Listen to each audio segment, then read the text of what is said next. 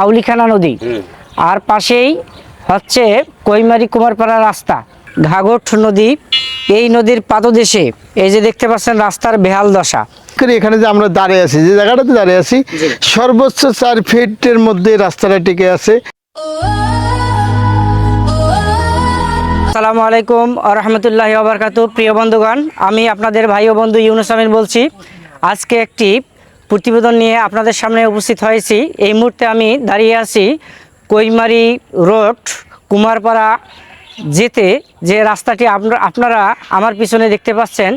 এই রাস্তাটা রণচণ্ডী ইউনিয়নের উচাবদী সংলগ্ন। আপনারা আমার পিছনে দেখতে পাচ্ছেন, আমার হাতের ডানেই ঘাঘট নদী। এই নদীর পাদদেশে এই যে দেখতে পাচ্ছেন রাস্তার বেহাল দশা। রাস্তাটা অনেক ভেঙে চুরে শেষ হয়ে গেছে, যে কোনো মুহূর্তে অঘটন ঘটতে পারে। দীর্ঘদিন ধরে এই রকমের রাস্তাটা পড়ে আছে, বিশেষ করে আগাম বর্ষা যখন হয়েছিল তখন থেকে রাস্তার এই করুণ অবস্থা। জানি না ঊর্ধ্বতন কর্মকর্তার দৃষ্টিগোচর হয়েছে কি না, কিন্তু রাস্তার এই বেহাল দশায় এলাকাবাসী চিন্তিত এবং শঙ্কিত। যে কোনো মুহূর্তে অঘটন ঘটতে পারে। সামনে অনেক চিকন এবং ন্যারো হয়ে গেছে রাস্তাটি। এই যে আপনারা আমার পিছনে দেখতে পাচ্ছেন ঘাঘট নদী, আউলিখানা নদী, এবং পাশেই হচ্ছে এই রাস্তার বেহাল দশা। দেখার কেউ নাই। অনেকে অনেক ধরনের প্রতিবেদন করেছে, কিন্তু কেউ কর্ণপাত করেনি। যারা ঊর্ধ্বতন কর্মকর্তা আছেন তাদের দৃষ্টিগোচর কামনা করছি। এই যে দেখতে পাচ্ছেন সামনেই ঘাঘট নদীর বিস্তৃত বহমান দৃশ্য, আউলিখানা নদী, আর পাশেই হচ্ছে কৈমারি কুমারপাড়া রাস্তা। এই যে রাস্তা যাচ্ছে এবং এই যে কঠিন অবস্থা, এইটা দীর্ঘদিন ধরে প্রতিবেদন হলেও দেখার মতো কেউ নাই। রাস্তার অর্ধেকেই ভেঙে গেছে। এই যে আপনারা যারা দেখতেছেন রাস্তাটার অর্ধেকেই ভেঙে গেছে।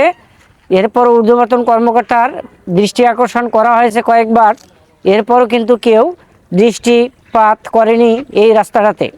আপনারা যে যেখান থেকে এই ভিডিওটা দেখছেন বা দেখবেন, অবশ্যই ভিডিওটাকে শেয়ার করবেন যাতে ঊর্ধ্বতন কর্মকর্তার দৃষ্টি আকর্ষণ হয়।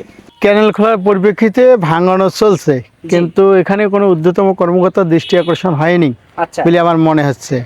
এই রাস্তাটা ভাঙার প্রধান কারণ কি? এখানে সাধারণ আউলিখানার পাশ দিয়ে পানি বয়ে যাওয়ার পরিপ্রেক্ষিতে এই রাস্তার মধ্যে হোঁচট হানার পরিপ্রেক্ষিতে দেখা যাচ্ছে যে এই পানিগুলো এখানে এসে আঘাত করতেছে। আঘাত করার পরিপ্রেক্ষিতে রাস্তা অর্থাৎ উচ্চাবদী সংলগ্ন আমার হাতের বাম সাইডে এই রোডে মানুষের চলাচল খুব ব্যাঘাত ঘটতেছে। বিশেষ করে এখানে যে অবস্থাটা দেখেন, বাসের অবস্থা, গোড়াল রোড ভেঙে যাওয়ার কারণে দেখা যাচ্ছে যে এখানে পানি পাশ দিয়ে বয়ে চলছেই।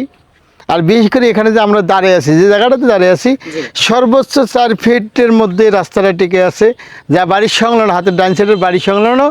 সেখানে লোকজন যে কোনো সময় বাড়িতে আঘাত করতে পারে, গাড়ি চলাচলের ক্ষেত্রে মানুষের ঝুঁকিপূর্ণ হয়ে যাচ্ছে। তা বাদে এইটুকু ভেঙে গেলেই এই এলাকার লোকজনের চলাচলের যোগাযোগের ব্যবস্থা টোটালটি। কোন ইউনিয়নে পড়েছে বা কোন মৌজা? আমি বর্তমান যে জায়গাটায় অবস্থান করতেছি সেটা মূলত হলো উচাবদী, অর্থাৎ কিশোরগঞ্জ রণচণ্ডী এলাকায়। কিশোরগঞ্জ রণচণ্ডী এলাকায়। আর আমার হাতের ডান সাইডে যে পানির স্রোত বয়ে যাচ্ছে সেটা হলো কৈমারি ইউনিয়নে, যা জলঢাকা থানায় অবস্থিত।